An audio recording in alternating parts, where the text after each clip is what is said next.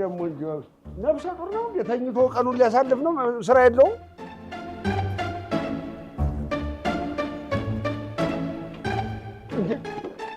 እንዴ ፋዘር ወይ ምን ነው በጧት አንተ መቼም ጉድ ነህ ምን ነው በሰላም ነው በጧት ቁጭ አልከው ለአንዳንዱ ጧት ነው ለአንዳንዱም አሁን መሽቷል ምን እንዴ እመጫት ነህ ነፍሰ ጡር ነህ ይሄን ያህል ሰዓት የምተኛው ስራ የለም እንዴ አመሸው ማታና አዎ እሷን ስሰራ ነው ትንሽ አረፈርኩኝ አሁን ራሱ አርፍዶብኛል ያስገባል አዎ ያስገቡኛል አሁን መሄድ አለብኝ እንዴ እንደዚህ አይነት ጭካኔ ግን ጥሩ ነው እንዴ በሰው ቤት እንዲህ ለጥ ብሎ መተኛት ምን ነው ፋዘር እኔ እኮ አልተኛው እኔ እንኳን የቤቱ ባለቤት አልተኛው ፈልጌ ነበር ዙና መሸውት በደህና ፋዘር ምን በደህና ነው በደህናማ ቢሆን ኖሮ ምን ታስፈልገኛለህ አንተ ቸግሮኝ ነው እንጂ አሁን ይሄ ማነው ስሙ ዳድበይ ነበር የታመሙ አዎ አሳክመን አባባ ባዷችንን ነን ነቲንግ አሉ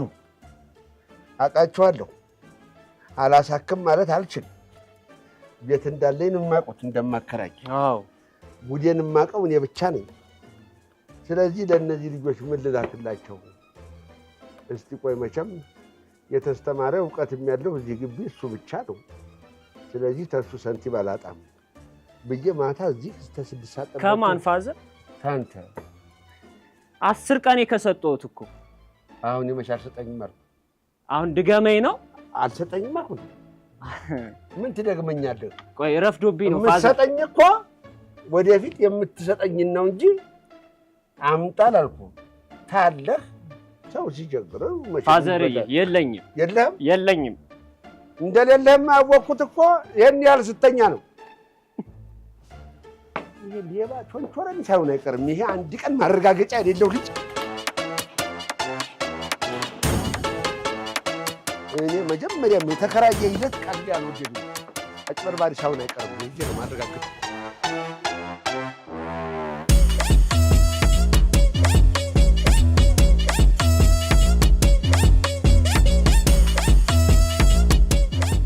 ወስላታ ይሄኔ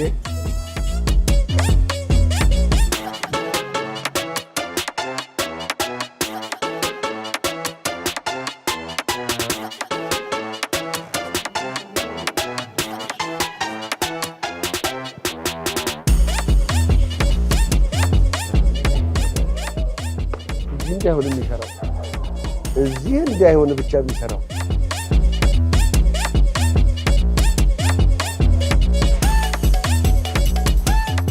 እንዴት ዋላችሁ? ሰላም አሉ ጋር ደህና ዋላችሁ?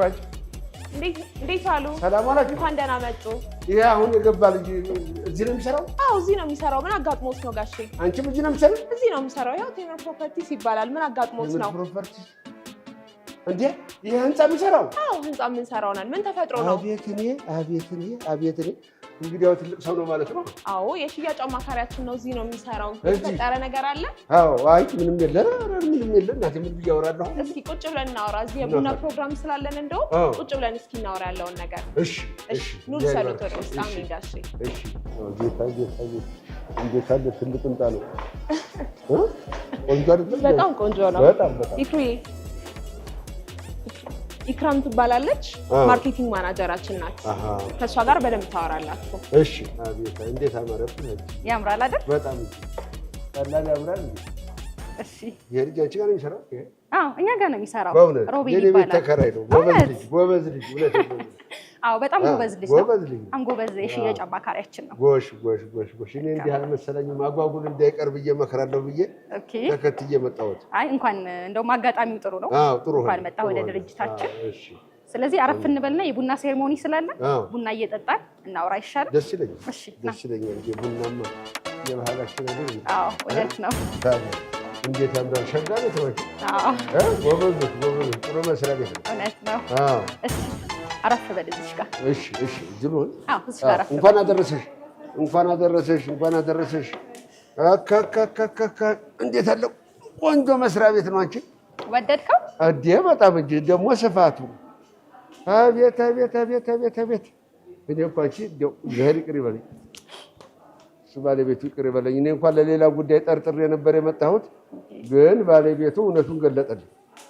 እንኳን መጣሁ ምናልባት ይሄን እንድታይ ብሎ ይሆናል ፈጣሪ መራ ይዞ የመጣው እውነቱን ገለጠ። አጓጉል ጠርጥሬ ሰው ለካ ትልቅ ሰው ነው እንጂ እርሶ ቤት ነው የሚኖረው ተከራይቶ ነው ጋር የሚኖረው። አንድ ቀን አስቀየመኝ ብዬ ተናድጄ ይሄን ማን መሆኑን ማጣራት አለብኝ ብዬ ስም ላጠፋ ነበር የመጣው። ግን እሱ ባለቤቱ የለም አይሆንም፣ ይሄ ሰው ንጹህ ሰው ነው ምንም እንዳትናገራልና እዚህ ቤት አመጣኝ። እውነት ነው ደግሞ ይሄው አንቺ ጋር አገናኘኝ። እግዚአብሔር ይመስገን። እህትሽ ነች? የሥራ ባልደረባዬ ነች። ባልደረባሽ ነች? ጎሽ ያው እህት በይው። አውርተዋል ሰው ያው እህት በይው። እሰይ እንኳን መጣሁ። እቺ ነገር ላውልቃት። ቡናም ስላለ ሙቀቱ እንትን እንዳይል አንድ ላይ እንትን አለና መደጋገም ጥሩ ነው። ሽማግሌ እንግዲህ ይኸውልሽ አቅም ይጠፋል አንዳንድ ጊዜ። ጋሽዬ በባዶ ከምንል እቺ እየበሉ ልጫወት ያዙ። ምን ቴምር ነው? ቴምር ነው። ኧረ ነት እንዴ ዛፉን እዚያ አይቼ ገርሞኝ ነበር። ቴምር ፕሮፐርቲ አለችኝ ያችልሽ። ቴምር ፕሮፐርቲ ሙሉ ስሙ ነው ማለት ነው። ቴምር ሪል ስቴት ወይም ቴምር ፕሮፐርቲ። ኦኬ። ይሄ ምንድን ነው ደግሞ? ይሄ በዚህ ዓመት የኢትዮ ሪል ስቴት አዋርድ ላይ በአፎርዴብል በቅናሽ ዋጋ አፓርትመንት ቤቶችን በመሸጥ ወይም ህብረተሰቡን በተመጣጣኝ ዋጋ የቤት ባለቤት በማድረግ ዘርፍ አንደኛ ሆነን የተሸለምነው ብቻ ነው። እውነት ጎሽ ኧረ እንኳን ደስ አላችሁ። እናመሰግናለን። እሺ እውነት ነው። ቤቱም ደስ ይላል እኮ ሰፋ ያለ ነው። እድሜ ይስጥልን፣ ቆይልን፣ ወልደሽ ሻሚ ዘርተሽ ቃሚ እንጀራ ይውጣልሽ። እንደዚህ ነጠት ያለውን ኑሮ እግዚአብሔር ላንቺ ያድርግልሽ። አሜን። አረው ይጣፍጣል አንቺ ከሌላውም ለየት ይላል መሰለኝ። የኛ ስራችንም እንግዲህ ከሌላው ለየት ያለ ነው። ለቴምሩ ማለት ነው። ይሄ ማረጋገጫ ነው። እውነት ጎሽ እኔ የምልሽ መቼ ነው የተመሰረተው? ቴምር ከተመሰረተ ኦልሞስት ወደ 8ኛ ዓመቱ እየተጠጋ ነው። ጋሼ እውነት ምን ሰርቷል? ከዚህ በፊት እንግዲህ 6 ፕሮጀክቶችን ሳይቶችን ሰርተን አስረክበናል። 6 ህንጻዎችን ማለት ነው። ለሁሉም ሰው ለፈላጊው ሁሉ ለገዢዎቻችን አስረክበናል። ጎሽ ይሄ ነው ድርጅት ማለት። ከ340 በላይ ቤቶችን ያስረከብነው 340 አባወራዎችን የቤት ባለቤት አድርገናል በ8 ዓመት ውስጥ። ጎሽ ይሄ ነው ድርጅት ማለት። እውነቴን ነው። እኔ ብዙ ሰው በቤት ጉዳይ ሲያለቅስ አይቻለሁ፣ ሰምቻለሁ። ይሄ ነው ያስመረጣችኋ ታዲያ? ልክ ነው። ከተማችን ላይ ያው ሪል ስቴት ሲባል ያው ሰው ብዙ ጥሩ እንትን የለውም። ታማኝ ከዚህ በፊት ገንብቶ ያስረከበ ድርጅት ከዋጋም አንጻር ደግሞ ለህብረተሰቡ ተመጣጣኝ ዋጋ ይዞ የሚመጣ ድርጅት ሲገኝ ሰው ዘንድ ቶሎ ተቀባይነት ያገኛል። ለዛ ነው ለዚህ ነው ይሄንንም ያገኛችሁት። ለዚህ ነው ይሄንንም የተሸለመው። ጎሽ ይገባል። እውነት ነው ይገባል። እንደዚህ በሐቅ ለሐቅ የሚሰራ ያስፈልገዋል ሽልማት፣ ሌላውንም ያበረታታል። ጎበዝ። እንደውም ቆይ ይኸውልሽ ምን መሰለሽ እንደዚህ ተሆነማ እኔ አሉ ወንድሜም ልጆች እህቴም ልጆች አሉ። አሁን ቤት መግዛት ይፈልጋሉ። ውጭ ናቸው ያሉት፣ አሜሪካ አውሮፓ ነው ያሉት። ሁልጊዜ ይጠይቁኛል ተውልና እኔ እነዚህኞቹን ነው የማወራው በኋላ እንዳያዝኑብኝ ብዬ። እንደዚህ የሚታመን ተተገኘማ እኔ እነግራቸዋለሁ። እነሱን እኔ እንትን ሁሉ ይሉኛል። ይሄ ማን ነው በፍርድ ቤት ውክልና እንስጥህና አንተ ፈልገህ ግዛልን ይላሉ። እዚህ ጊዜ ይጀመጣለሁ። ትክክለኛ ቦታ ነው የመጣው። በእውነት ፈጣሪ ያለ ምክንያት አላመጣኝም። እውነት ነው ጋሽ። እግዚአብሔር ይመስገን። ቆይ አሁን እነሱ የሚሉኝ ምን መሰለሽ ይሄ ጩኸት የሌለበት ማን ነው ያ ድምፅ ብክለት ነው የሚሉት እሱ የሌለበት ይሉኛል ብዙ ጊዜ። ድምፅ ደግሞ ይበከላል እንላቸዋለሁ እኔ። እውነት ነው። ድምፅ ብክለት የሌለበት በኋላ ጠይቄ ነው ጭር ያለ ቦታ ለኑሮ የሚሆን ቦታ የሚሉኝ። ስለዚህ እንደሱ አይነት ቦታ ላይ የምታደርጉት ሆነ እኔ በዚህ በማን አነጋግራቸዋለሁ። አንዳንዴ የማን ነው ስሙ ምስል ያደርጉና ቪዲዮ ኮል እሱ ላይ አነጋግራቸዋለሁ። አምጥቼም እዚህ አነጋግራችኋለሁ። እናንተ ችግር የለውም የምትሉትን ታደርጋላችሁ። እዚህ ጋር ግን ጋሽ አንድ ጥያቄ ልጠይቁትና ይሄ ድምፅ ብክለት የሌለበት ለመኖሪያ ምቹ የሆነ ቦታ እርሶ አዲስ አበባ ላይ የት ቦታ ነው ብለው ይመርጣሉ? አሁን እርሶ? እኔ ጫጫታ ነው የምወደው። ጫጫታ ነው የሚወደው? ለነሱ የሚሆነው ቦታ የትኛው ነው ብለው ያስባሉ? አሁን ለነሱ የሚሆነው እንግዲህ ወደ ዳር ያለው ነው። ወደ ዳር ማለት ወዴት? እስኪ አሁን ወደ ዳር ማለት ወደ ካራ፣ በዚህኛውም ካራ ኦኬ እንግዲህ ጠጥ ያለ ቦታ ተፈለገ እዛ ቦታ ላይ ነው ጠጥ ያለው እንጂ ሌላ ቦታ ላይ እንግዲህ ለምትይኝ ተሆነ አንቺ የምትነግሪኝን እነግራቸዋለሁ እንጂ እኔ የሚመስለኝ እንደዚህ ነው። ትክክለኛ ሰዓት ላይና ትክክለኛ ቦታ ላይ ነው የመጡት። እኛ አሁን እየገነባን ያለነው እየሸጥንም ያለነው አያት አደባባዩ ጋር ነው። ጎሽ ታዲያ እሱም እኮ አሁን ለዛ ነው ቀድሜ የጠየቁት። ብዙ ሰው የሚመርጠው ቦታ ይሄ ከፋብሪካ ነፃ የሆነች ቦታ ናት አያት። ይሄ የአየር ብክለት የድምፅ ብክለት የሌለባት ቦታ ናት። ለዛ ነው ቀድሜ የጠየቅኩት። ጎሽ በቃ ታዲያ እኔ ልክለኛ እኮ ነው የማማ ትክክለኛ ቦታ ላይ እውነት አንተ ያልከው አይቀርም። እኔ እዚህ አገናኝሽና ታወሪያቸዋለሽ፣ አንቺ ትነግሪልኛለሽ። በኋላ ውክልናውን ወስጄ እኔ እፈራረማለሁ። ይቻላል። ምን ችግር አለ? ቆይ ምን አይነት ህንፃ ነው የምገነቡት? መልካም አያት ላይ 2 ፕሮጀክቶች አሉ። እሺ አያት አካባቢ አብዛኛውን ቴምር ሪል ስቴት ነው የያዘው። ቴምር? አዎ ቴምር። ምክንያቱም ጋሼ በጣም አዲስ አበባ ላይ አብዛኛው ነዋሪ አይተው ከሆነ ከሲኤምሲ ወደዛ ነው አብዛኛው ነዋሪ። ምክንያቱም ቅድም እንዳልኩት ነው ለመኖሪያ ምቹ ተመራጭ የሆነ ቦታ ስለሆነ ማለት ነው። ሶ ብዙ ኮንስትራክሽኖችም ሪል ስቴቶችም ያሉት አያት ኤሪያ ላይ ነው። ከዛ አንፃር አብዛኛው አያት አደባባይ ነው። አንደኛው ሳይታችን ከአያት አደባባይ ወደ ጣፎ የሚወስደውን መንገድ ያውቁታል እንዴ? እዛው ነኝ እኮ ሰፈሩ እዛው ነው። ታዲያስ እንዴ ታዲያ እነሱስ የሚሉኝ ያንተ አይነት ለመኖሪያ መቼ የሆነ ቦታ ላይ ነው አይደል? ታዲያስ ከአያት አደባባይ ወደ ጣፎ የሚወስደው መንገድ ላይ ሎሚያድ ሱፐር ማርኬት የሚያውቁት ከሆነ አውቃለሁ። በቃ እዛው አጠገብ ላይ አንደኛው ፕሮጀክታችን አለ። ጎሽ ሁለተኛው ፕሮጀክታችን ደግሞ ልክ ከአያት አደባባይ ወደ 49 ወደ ፈረስ ቤት የሚወስደው መንገድ ያውቁታል? አውቃለሁ። አዲስ መንደር የሚባለው አውቃለሁ። እዛ ጋር ደግሞ ሁለተኛው ፕሮጀክታችን ይሆናል። አሁን እሱ ለኔም ይቀርቡኛል፣ ለኔም ይቀርቡኛል። አፓርትመንቶቻችን እንዳጠቃላይ ስናየው በቂ የሆነ ሊፍት፣ የመኪና ማቆሚያ፣ ቆሻሻ ማስወገጃ አላቸው። ባካፕ ጀነሬተር፣ ትራንስፎርመር አሁን የመብራት መቆራረጥ እንዳይኖር የየራሳቸውን ትራንስፎርመር አዘጋጅተን እንዳልኩ በጣም በቂ የሆነ የመኪና ማቆሚያ ፓርኪንግ ያለው። መጨረሻ ላይ ደግሞ ህንጻ አይደለም የግል ቤት አይደለም፣ ፕሮግራም በግማረጃ ሊኖር ይችላል፣ ፕሮግራም ማዘጋጃ ሊኖር ይችላል። ለዛ ብለን መጨረሻው ኦፕን ቴራስ ነው የምናደርገው፣ ክፍት ማለት ነው ፕሮግራም እንዲያዘጋጁበት። እነዚህን የያዘ እጅግ ዘመናዊ ህንጻ ነው ምታችን። ወደ ፈረስ ቤት የሚወስደው ሳይታችን ላይ ደግሞ ባለ 2ም ባለ 3 መኝታም ነው ያለን። አማራጭ ሁለቱንም አማራጭ አለው። ባለ 2 መኝታ 86 ካሬ አለ። ባለ 3 መኝታ ደግሞ ከ106 ካሬ እስከ 125 ካሬ ድረስ አለ።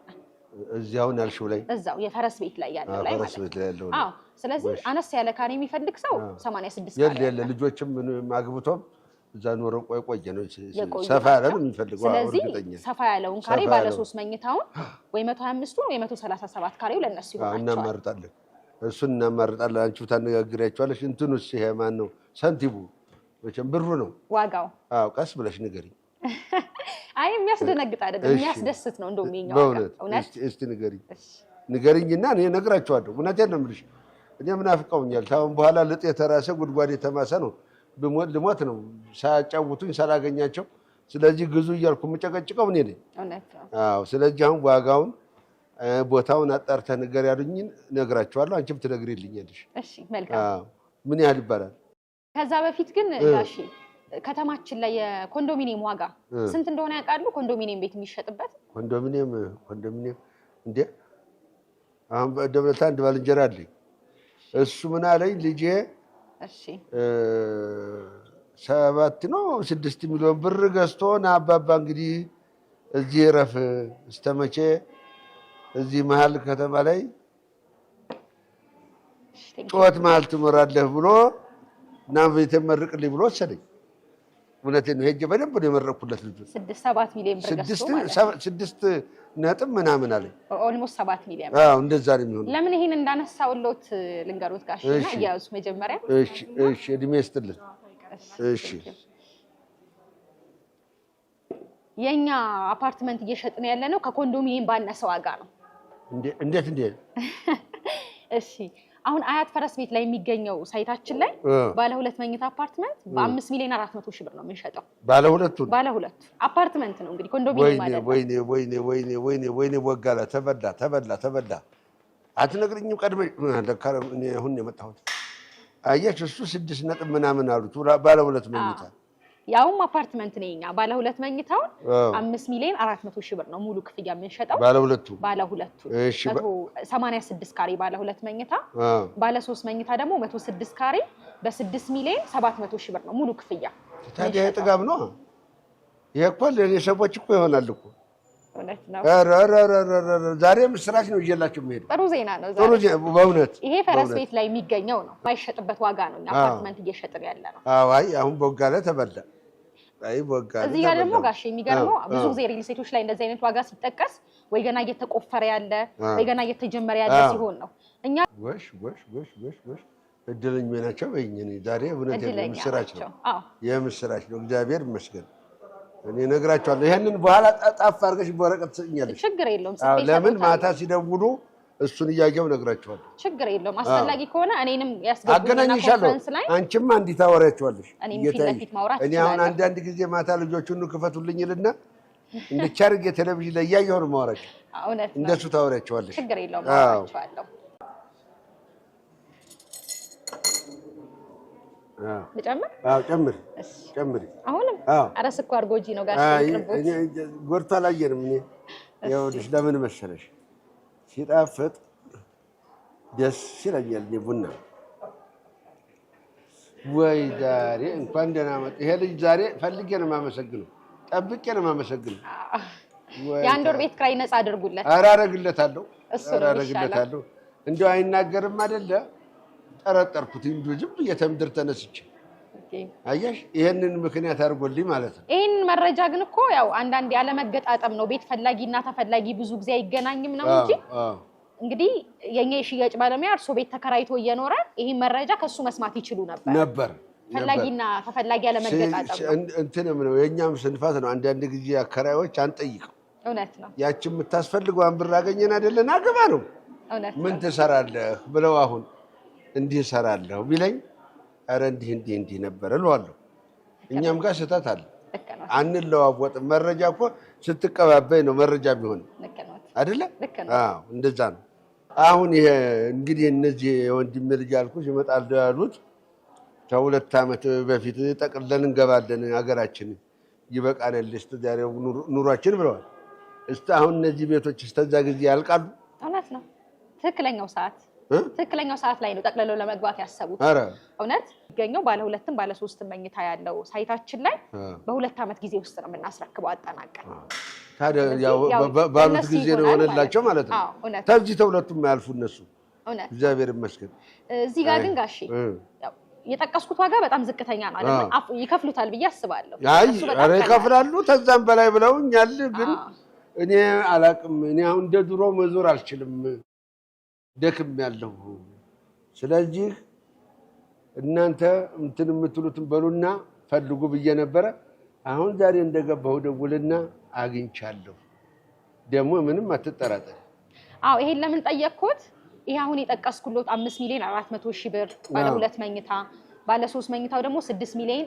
700 ሺህ ብር ብዬ የጠቀስኩሎት ዋጋ አሁን ላይ 100% ለሚከፍል ደንበኛ ነው 100% ለሚከፍል ቤት ገዢ ነው ይሄ ዋጋ የሚሆን ቀስ እያለ የሚከፈል ሳይሆን ይሄ አንዴ ለሚከፈል ነው ምክንያቱም ቅናሽ አድርገን ነው አሁን 5 ሚሊዮን 400 ሺህ ብር ያልኩት ቤት 9 ሚሊዮን 700 ሺህ ብር ሲሸጥ የነበረ ቤት ነው ቅናሽ አድርገን ተረዱኝ አሁን አዲስ ዓመት ምክንያት በማድረግ ከሁሉም ቤቶቻችን ላይ ከ3 ሚሊዮን ብር በላይ ነው ቅናሽ ያደረግነው 100% ለሚከፍል ደንበኛ ነው ይሄ ነገር ግን ቀስ እያለ ደግሞ መክፈል ለሚፈልግ ሰው ሁለት አይነት ሌላ አከፋፈል መንገድ አዘጋጅተናል አንደኛው 10% ይከፍልና ቀሪውን ቤቱን እስኪረከብ ድረስ በአንድ ዓመት ተኩል በ2 ዓመት ይከፍላል 10% ይከፍላል ቀሪውን በ3 ዓመት አይ ቤቱን እስኪረከብ በአንድ ዓመት ተኩል የሚረከብ ከሆነ በአንድ ዓመት ተኩል እሺነት 2 ዓመት የሚረከብ ከሆነ ደግሞ 10% ከፍሎ በ2 ዓመት ጊዜ ውስጥ ይከፍላል ይሄ አንደኛው አማራጭ ነው ሁለተኛው አማራጭ ደግሞ አሁን ላይ 40% ይከፍልና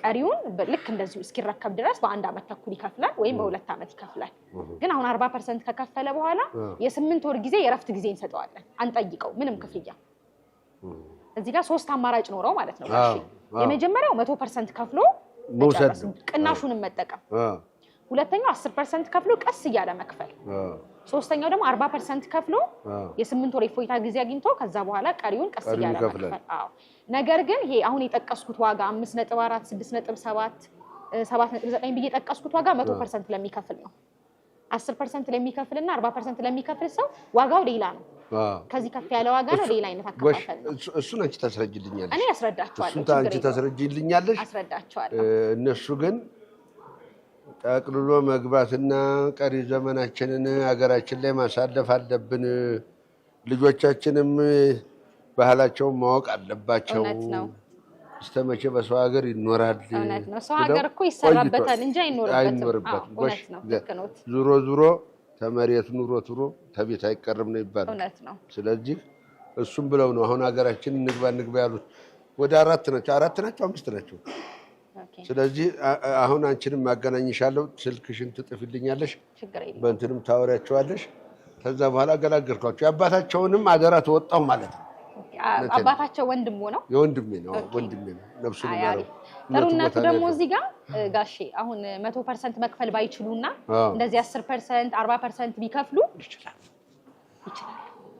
አይ እንደው ለጠቅላላ አይ እነሱ እውቀቱን ንገሪ እንደው ለጠቅላላው አሁን 10% ከፍለው ቀሪውን በ2 አመት ስከፍል ዋጋ ቢጨምርብኝስ ዶላር ቢጨምርስ የኮንስትራክሽን የማቴሪያል ግዢ ዋጋ ቢጨምርስ የብዙ ሰው ፍራቻና ጥያቄ ነው እኛ ሙሉ በሙሉ በኢትዮጵያ ብር ነው የምንሸጠው ምንም አይነት ጭማሪ የለውም በቃ ዛሬ በ7 ሚሊዮን ብር ከገዛ እስከ 2 አመት ያችን 7 ሚሊዮን ብር ነው የሚከፍለው ዶላር ቢጨምር ታዲያ ስጋት የለም ስጋት የለም ያልሽ ነው ቢጨምር ምንም አይነት የምስራች እኮ ነው ስጋት የለም ያልሽ ነው እውነት ነው እግዚአብሔር ይስጣችሁ እግዚአብሔር ይባርካችሁ እንዴ ብንተሳሰብ የት በደረስን ነበር ይሄ ነው መገንባት ህዝቡ በቀላሉ የቤት ባለቤት እንዲሆን አሁን የቴምር የኛ የሪል ስቴት የድርጅታችን ዋና ታርጌቱ ቤትን እንደ ዳቦ የሚል አርማ ነው ይዞ የተነሳው አሁን ኢዝሊ በቀላሉ ልንገዛ የምንችለው ዳቦ ነው አይደል ጋሺ ቤትም ሀገራችን ውስጥ ያለ ነዋሪ ስፔሻሊ ወጣቱ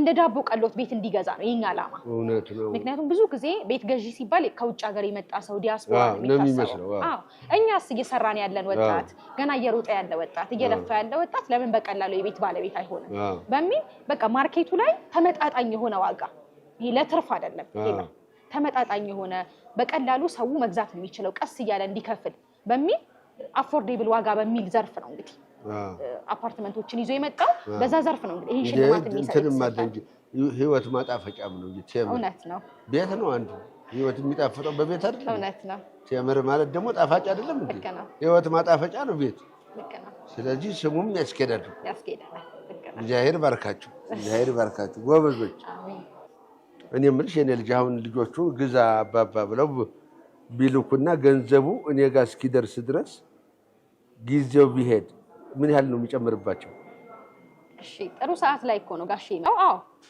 እንደው ያው እኔ አሁን ምኑ መሰለሽ የሚያሳስበኝ እንደ ድሮ አሁን እኔ አቅም የለኝም ላይታች ማለትም አልችልም አሁን ይሄ ውክልናውን እኔ ወስጄ ለነሱ ተመሯሯጥ ይሄንን ጉዳይ ሊፈጽሙ የሚችልበት አሰራር የላችሁም እናንተ አለ አዎ እርሶን የሚያሳርፍ አሰራር አለ አሁን እኛ ብዙ ጊዜ ቤት ስንገነባም ስንሸጥም አገሩ ስላለ ሰው ብቻ አይደለም ልክ እንደርሶ ወንድሞች ደግሞ ውጭ ሀገር ያለም ሰው ብዙ ገዣችን ውጭ ሀገር ነው ያለው ሰው ምንድነው የምናደርገው አገር ውስጥ ያለ ሰው እንደርሶ ቢሮ መጥቶ መረጃ ወስዶ መግዛት ይችላል ነገር ግን እዚህ የሌለ ውጭ ሀገር ያለ ሰው ምንም ዘመድ የሌለው ሰውም አለ አገር ውስጥ ምንድነው የምናደርገው እዛው ባለበት ሆኖ መረጃውን እንሰጣቸዋለን ዶክመንት እንልክላቸዋለን አስፈላጊ ሌጋል ዶክመንቶችን ሳይቱንም ማየት ከፈለጉ በቪዲዮ እናሳያቸዋለን ቪዲዮ ኮል እንደዛ እናደርግና ካመኑበትና ከወሰኑ ክፍያ መንገድ አለ ስዊፍት ኮድ የሚባል በሱ መክፈል ይችላሉ ወይም በራሳቸው መንገድ መክፈል ይችላሉ ክፍያው ከፍለው ውሉን እዛው ባሉበት ዲኤችኤል የሚባል መላላኪያ አለ ፖስታ ቤት አዎ በሱ ውሉን እዛው ሆኖ መፈራረም እንችላለን ማንም ሰው ሳይንከራተት እሱ ነው የምፈልገው ለምን እኔ መርሳትም አላየሽ እንደ ይሄ ነገር ይበላሽብኝና ተመስከረም 25 በኋላ አልፎ ቢሄድብኝ እርጅናው ማለት እንዴ እንነካ ስለዚህ እሱ እንዳይልብኝ ነው እኔ አሁን ይሄን ነግራቸዋለሁ ተዛ አንቺ ታጠሪልኛለሽ ተዛ ጉዳያቸውን እንዳልሽው በፖስታ ቤት የማን ዲኤችኤል በሱ ይጨርሳል ሰው ቀላል ነው እንዴት አዩት ግን ቴምር በጣም ድርጅታችንን የምንሸጠው አፓርትመንትስ እንዴት አዩት አሁን አረ ቆንጆ ነው እዚህ ላይ ያለው ነው አይደል ይሄም እናንተ ነው ይሄ አሁን ያወራሁት ሲዲ ህንጻው እዚህ ጋር ነው ላሳዩት እንደው ማይሽ ቆንጆ ነው አለም ነው ላሳዩት እሺ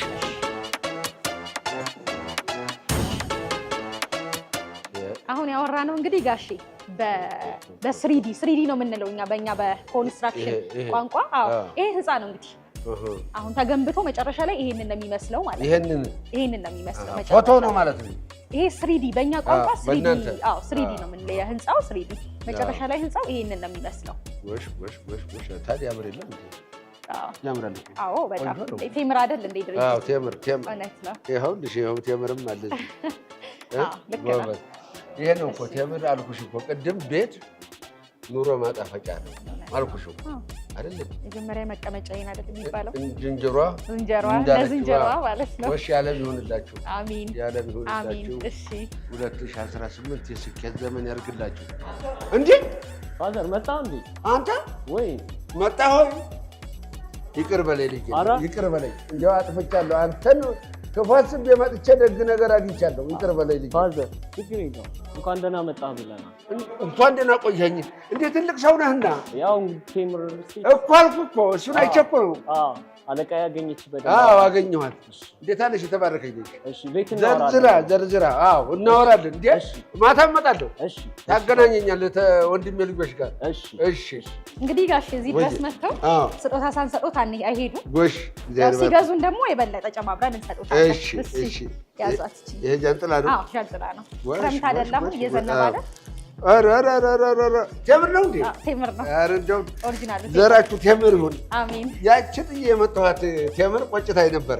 እግዚአብሔር ያክብርልኝ። አሜን። እድሜ ይስጥልኝ። አመሰግናለሁ ስለመጡ። እኔም አመሰግናለሁ። ቤተኛ እንደሚሆኑ ተስፋ አደርጋለሁ። እመጣለሁ እንጂ ጉዳይ ጀምረናል እኮ መጨረስ አለብን። እሺ ጋሽ እመጣለሁ። እድሜ መልካም ይስጥልኝ። ጊዜ ይሁንልህ። እሺ እናቴ፣ እሺ ቆዩልኝ።